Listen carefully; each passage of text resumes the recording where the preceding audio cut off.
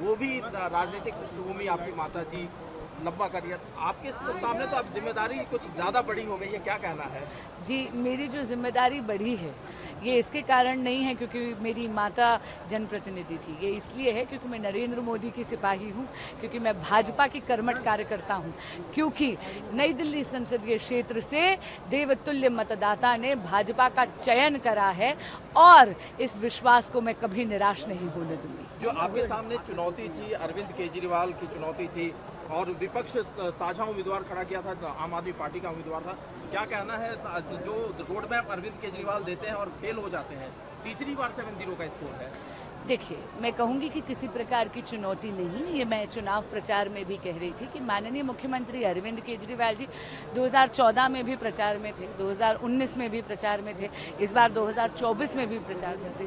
लेकिन मुझे लगता है दिल्ली की जनता का वोट उनके करी हुई एक एक चोट का जवाब है और दिल्ली का ये जो जनादेश आया है, ये सिर माथे। एक आखिरी सवाल है मैम, अरविंद केजरीवाल ने कहा था कि जेल का जवाब जनता वोट से देगी, लेकिन यहाँ तो मामला पलट गया, क्या कहना है? क्योंकि दिल्ली की जनता बहुत समझदार है, वो जानती है कि दिल्ली के माननीय मुख्यमंत्री अरविंद केजरीवाल जी का जेल जाने से वोट से कोई संबंध नहीं है। वे जेल इसलिए गए थे क्योंकि उन्होंने 9 समन्स का निरादर करा था।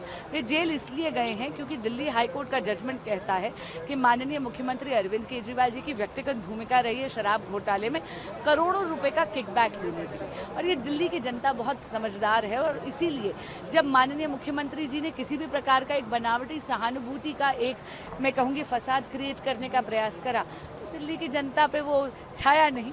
और इसीलिए जो जनादेश है, मुझे लगता है ये हमारे लिए भी आदेश है कि हम सेवा करें और उन पर भी आदेश है कि वे भी ज़रा दिल्ली की जनता का हित देखें और बनावटी सहानुभूति का खेल ख़त्म करें। जी, मेरी जो जिम्मेदारी बढ़ी है, ये इसके कारण नहीं है क्योंकि मेरी माता जनप्रतिनिधि थी। ये इसलिए है क्योंकि मैं नरेंद्र मोदी की सिपाही हूँ, क्योंकि मैं भाजपा की कर्मठ कार्यकर्ता हूँ, क्योंकि नई दिल्ली संसदीय क्षेत्र से देवतुल्य मतदाता ने भाजपा का चयन करा है और इस विश्वास को मैं कभी निराश नहीं होने दूँगी। जो आपके सामने चुनौती थी, अरविंद केजरीवाल की चुनौती थी और विपक्ष साझा उम्मीदवार खड़ा किया था, आम आदमी पार्टी का उम्मीदवार था।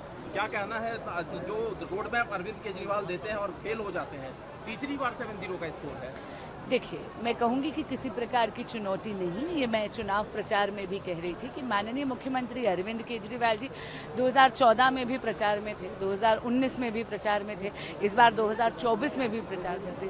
लेकिन मुझे लगता है दिल्ली की जनता का वोट उनके करी हुई एक एक चोट का जवाब है और दिल्ली का ये जो जनादेश आया है, ये सिर माथे। एक आखिरी सवाल है मैम, अरविंद केजरीवाल ने कहा था कि जेल का जवाब जनता वोट से देगी, लेकिन यहाँ तो मामला पलट गया, क्या कहना है? क्योंकि दिल्ली की जनता बहुत समझदार है, वो जानती है कि दिल्ली के माननीय मुख्यमंत्री अरविंद केजरीवाल जी का जेल जाने से वोट से कोई संबंध नहीं है।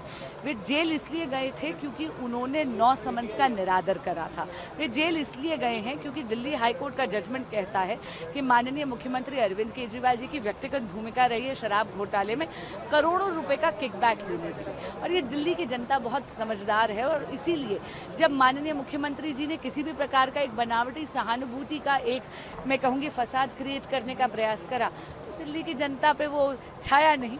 और इसीलिए जो जनादेश है, मुझे लगता है ये हमारे लिए भी आदेश है कि हम सेवा करें और उन पर भी आदेश है कि वे भी ज़रा दिल्ली की जनता का हित देखें और बनावटी सहानुभूति का खेल ख़त्म करें।